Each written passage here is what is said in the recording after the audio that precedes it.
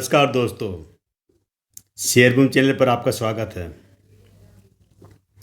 दोस्तों, आज मैं फिर आपके लिए एक शेयर लेकर आया हूँ। केवल 50 रुपये से कम कीमत वाले जो मैंने सीरीज चला रखी है ना, 100 कंपनी के शेयर मैं आपको दिखाऊंगा आने वाले दिनों में। उसमें ये 5वें नंबर की कंपनी जिसका शेयर की कीमत है 40 रुपये 39 रुपये के आसपास है, यानी कि 50 रुपये से कम। अब रही बात अच्छी है क्यों है, तो ये आप इस पूरे वीडियो को देखेंगे तो आपको समझ में आ जाएगा कि कंपनी कितनी बड़ी है, कंपनी का काम क्या है, कंपनी क्यों अच्छी है और क्यों इसमें इन्वेस्ट करना चाहिए आपको। हालांकि मैं आपको कोई फोर्स नहीं है मेरी तरफ से कि आपको इन्वेस्ट करना ही, मैं केवल कंपनी की जानकारी दे रहा हूँ जो कि आपको कहीं नहीं मिलने वाली है। तो ये कंपनी का नाम है IRFC, Indian railway finance corporation. ये एक NBFC के रूप में है कंपनी स्थापित, मतलब non banking finance corporation. RBI द्वारा रजिस्टर्ड है ये, और इसकी स्थापना भारतीय रेलवे द्वारा की गई थी 1986 में। अब ये काम क्या करती है, तो आपने देखा होगा कि जो रेलवे से जुड़ी जो और भी कंपनियां हैं, IRCTC है, इरकॉन है, राइटस है और रेल विकास निगम है। कुछ सरकारी है, कुछ रेलवे के लिए काम करती है। उसी में से जो 5 में से एक कंपनी ये है IRFC।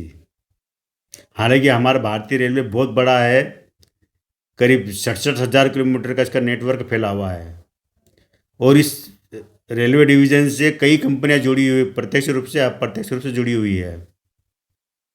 यहाँ पर ये जो कंपनी जो काम करती है रेलवे के लिए, वित्त पोषण का काम करती है, जो बजट की अतिरिक्त ज़रूरत पड़ती है।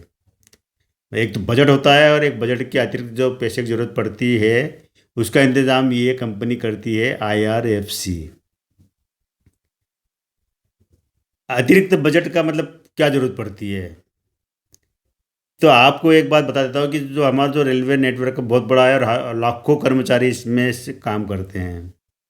तो 1986 से पहले क्या होता था कि रेलवे को अपना सारा जो बजट एक मिलता था, उस बजट में ही अपने स्टाफ की तनख्वाह वगैरह निकालना पड़ता था, और उसके बाद जो बचा हुआ जो पैसा होता था उस पैसे से रेलवे अपने विकास में काम में लेती थी।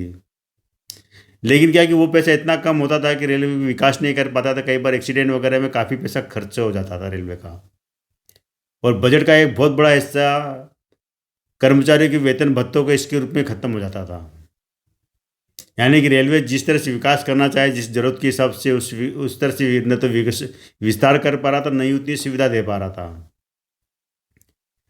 सबसे बड़ी दिक्कत क्या आती थी कि फाइनेंस की, रेलवे को भाई इतना बड़ा तो पैसे की जरूरत तो पड़ेगी, बजट तो ख़त्म हो जाता था। तो अब इसके लिए रेलवे द्वारा स्थापना की जाती है IRFC की, कि ये जो कंपनी है ये कंपनी रेलवे के लिए ज़रूरी संसाधन जुटाने के लिए जितना भी पैसा ज़रूरत पड़ेगी, चाहे वो रेलवे के इंजन बनाने की ज़रूरत पड़े पैसे के लिए, चाहे डिब्बे बनाने के लिए, चाहे विद्युतीकरण करने के लिए, चाहे नए ट्रैक बिछाने के लिए, नए नए जो ट्रैक बिछाना, तो जो भी विस्तार की जरूरत, मतलब विस्तार का काम पेंडिंग नहीं रहे।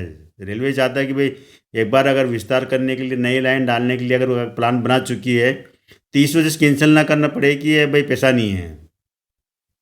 होता है ना, कई बार फाइल चला करती है, मंत्रालय में जाके फाइलें दब जाती है, पैसा ही नहीं आता है, मंजूरी नहीं मिलती है। बजट में से खर्च करने के लिए, मंजूरी के लिए भी एक लंबी जद्दोजहद करना पड़ती थी। तो उसमें क्या होता है, कई बार विस्तार जो जो काम होता है, विकास के जो काम होते हैं वो काफ़ी लेट हो जाते हैं या होते ही नहीं थे।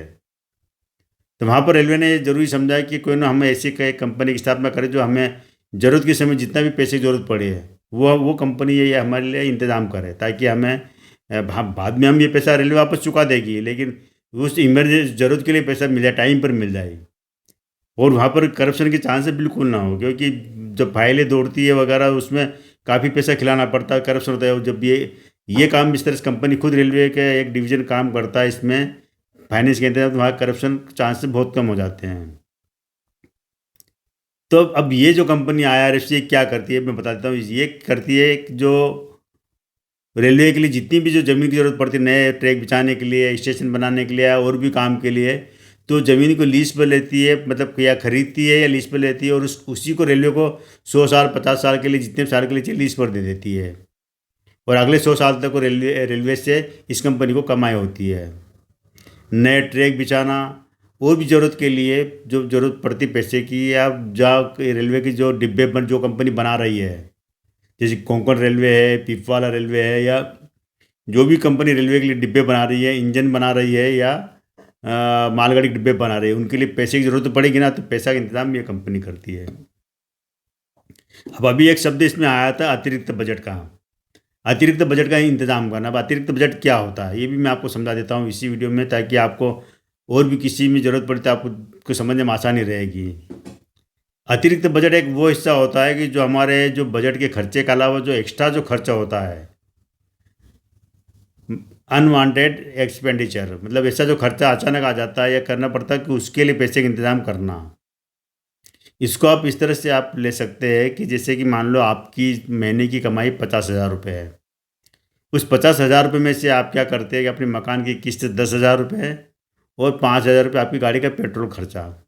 ये पैसा आप अलग निकाल के बाकी जो 35,000 रुपये आप अपनी वाइफ को दे देते हो कि वो एक घर चलाए इस 35,000 में। यही उसका बजट है, यही इसमें उसको घर खर्चा चलाना है। अब इस खर्चे में क्या होगा, जितना भी घर का जो राशन पानी है, बिजली बिल है, पानी बिल है, नौकर चाकर के खर्चे हैं, या घर में छोटी मोटी टूट फूट के खर्चे हैं, बच्चों की फीस है, ट्यूशन फीस है, जितने भी जो खर्चे हैं ज़रूरी, वो सारे खर्चे आपकी वाइफ इस 35,000 में से ही पूरा करेगी। यानी आपने उसके लिए एक बजट बना दिया है। जैसे भारत सरकार रेलवे के लिए बजट बनाती है कि आपको रेलवे को इसी में खर्चा करना है, वैसे आपने अपनी वाइफ के लिए 35,000 का बजट दे दिया है। अब क्या होता है कि किसी महीने ऐसा होता है कि आपकी वाइफ अपने लिए कोई 15-20 हज़ार का कोई लहंगा या कोई ज्वेलरी या कोई साड़ी ऐसी चीज़ें खरीद लेती है जो उसकी ज़रूरत होती है, ज़रूरी होता है उसके लिए, तो वो खरीदती है। अब खरीद तो लेती है, लेकिन क्या होता है कि अब ये जो इसको बजट दे रखा 35,000 में से अगर 15-20 हज़ार रुपये एकदम निकल जाए तो बाकी घर के जो सब खर्चा चलाना मुश्किल हो जाएगा। न बच्चों की फीस पर भर पाएंगे, न कि वो दूसरे खर्चे कितने कर, और सभी खर्चे जरूरी कटौती भी नहीं कर सकते हैं। तो ऐसे में आपकी वाइफ क्या करती है, जो ये जो अतिरिक्त जो खर्चा हुआ है इसका इंतजाम के लिए वो अपने एक सहेली से 20,000 रुपये या 15,000 रुपये जो भी जितना ज़रूरत पड़ी खरीदने के लिए उतना पैसा अपनी सहेली से ले लेती है कि मेरे पास जब भी पैसा आएगा मैं आपको धीरे धीरे करके पैसा वापस कर दूंगी। और ये सहेली आपकी वाइफ की मदद कर देती है, पैसा वो कहीं से लाकर पैसे का इंतजाम कर देती है आपकी वाइफ के लिए। तो ये जो सहेली जो जिस मदद करने के लिए खड़ी हुई उसके टाइम पर, यही एक तरह से जो काम है एनबीएफसी कंपनी, मतलब नॉन बैंकिंग फाइनेंस लिमिटेड, या आप कह सकते हैं कि आईआरएफसी। आईआरएफसी ने भी यही करती है कि रेलवे को जब भी ज़रूरत पड़ती है किसी विकास कार्य के लिए, किसी भी इमरजेंसी के लिए, कहीं भी, तब ये खड़ी हो जाती है कि मैं तुम्हारे लिए पैसे का इंतजाम करूँगा, आप निश्चिंत होकर अपना काम करो। और अब तक अगर इसके विकास का अगर देखा जाए तो मदद, अगर रेलवे की मदद के रूप में देखा जाए तो 2.5 लाख करोड़ इतना इंतज़ाम रेलवे के लिए कर चुकी है। 2.5 लाख करोड़ रुपए का इंतज़ाम कर चुकी, दे चुकी है।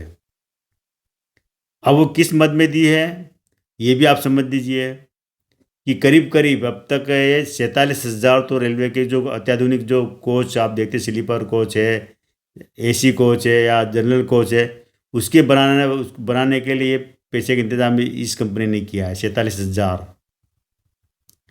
करीब 9,000 इंजन, रेलवे में जो इंजन हाई स्पीड इंजन है जैसे है, तो वो सारे इंजन बनाने के लिए जो भी कंपनी से इंजन बन के आते हैं वो इंजन के लिए पैसे के इंतजाम इस कंपनी ने किया। कितने? 9,000 इंजन। और करीब 2,15,000 वैगन जो कि मालगाड़ी से जुड़े होते हैं, वो बना के लिए जो पैसे का इंतजाम इस कंपनी ने किया हुआ है। इसके अलावा रेलवे को लाखों किलोमीटर जो ज़मीन ज़रूरत पड़ी ट्रैक बिछाने के लिए, उस ज़मीन का अधिग्रहण करके रेलवे को सौंपी हुई है इस कंपनी ने। अब जब इतना बड़ा काम करती है कंपनी, तो कंपनी पैसा कैसा ऐसा थी कि पैसे का पेड़ लग रहा कि तोड़ तोड़ के दे दे। ये कंपनी क्या करती है कि जो बाज़ार में जो बड़े बड़े फाइनेंसर बैठे हुए, बड़े बड़े बिजनेसमैन बैठे हुए, जो अपना पैसा रेलवे में लगाना चाहते हैं या सेफ जगह पर लगाना चाहते हैं, तो उन लोगों से पैसा लेती है ये कंपनी और रेलवे की मदद करती है। यानी कि अगर उनसे अगर ब्याज पर पैसा लिया है, 5% ब्याज पर लिया है पैसा, और रेलवे को वही जो पैसे का इंतजाम करके दिया, और रेलवे से अगर 7% या 8% वापस रिटर्न आता है, तो 2% अपना उसकी प्रॉफिट कमा के बाकी पैसा जिससे लिया उसको वापस कर देती है। एक तरह से बैंकिंग की तरह बैंकिंग भी यही करती है कि पैसा लेके उधार जिससे जमा वाले से पैसा लेके और उन लोगों को देना जिसको ज़रूरत है पैसे की। तो ये कंपनी का काम ये है। इस कंपनी का अगर टोटल अभी मार्केट कैप है तो 50,000 करोड़ का है। खुद का मार्केट के 50,000 करोड़ का है। और रेलवे को जो ज़रूरत पड़ती है पैसे का, तो आप जो कर्जा भी दोगा ना, कर्जा क्या होगा, कर्जा किस रूप में है कि कई जो बिजनेसमैन है, कई बड़े बड़े फाइनेंशियल जो वित्त वाले जो काम करने वाले हैं, उनसे पैसा लेकर रेलवे को दे रखा। तो एक तरह से उन्होंने इसको दिया हुआ है, डायरेक्ट रेलवे को न देकर इसको दिया हुआ है, इस कंपनी को IRFC को दिया हुआ है। तो कर्जा भी है। शेयर की प्राइस बहुत कम है, केवल 40 रुपये के 40-39 रुपये के आसपास है मार्केट में। तब 17-18 में अरुण जेटली जी ने 5 कंपनियों को लिस्ट करने की एक मंशा जताई थी कि 5 कंपनी का रेलवे उसमें शेयर मार्केट में सूचीबद्ध करेंगे।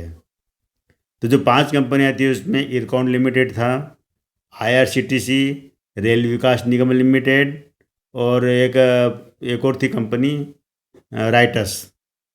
ये 4 कंपनी तो पहले से लिस्ट हो चुकी थी। और 2 IRFC, Indian railway finance corporation, इस कंपनी को लिस्ट किया गया शेयर मार्केट में।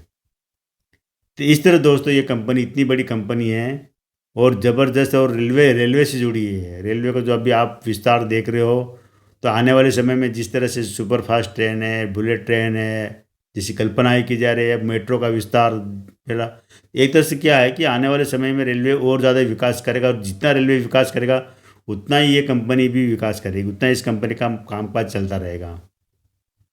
तो कामकाज रुकने वाला नहीं है। सालों साल तक इसके पास रेलवे से इनकम आती रहेगी। और रेलवे को जो भी ज़रूरत पड़ेगी फाइनेंस की, वो ये कंपनी करती रहेगी। तो ऐसी कंपनी में इन्वेस्ट करना एक तरह से सेफ माना जाता है। फिर भी मेरी तरफ से आपको कोई फोर्स नहीं है, आपकी मर्जी हो इसमें इन्वेस्ट करो या ना करो। रही बात मेरे इस चैनल को सब्सक्राइब करने की, तो आप तो सब्सक्राइब कर लीजिए। मैं आपके लिए अच्छे शेयर लेकर आ रहा हूँ और जानकारी जुटाने के लिए मुझे काफ़ी मेहनत करना पड़ती है। तो एक सब्सक्राइब तो ज़रूर बनता है। लाइक भी कीजिए, शेयर भी कीजिए, और मेरे वीडियो का पूरा देखिए। आपको, वरना आप अगर स्किप करते रहोगे तो आपको कुछ भी समझ में नहीं आएगा। थोड़ा ज़रूर लंबा होता है, क्योंकि अगर शॉर्ट वीडियो में आप सारी जानकारी दे नहीं पाऊंगा, थोड़ा सा लंबा हो जाता है। लेकिन आप पैसा इन्वेस्ट कर देते हो, अगर 10-12 मिनट का अगर आप वीडियो देख लेते हैं तो आपको कोई नुकसान नहीं होगा, लेकिन आपको जानकारी सही मिल जाएगी। तो आज इतना ही दोस्तों, थैंक यू।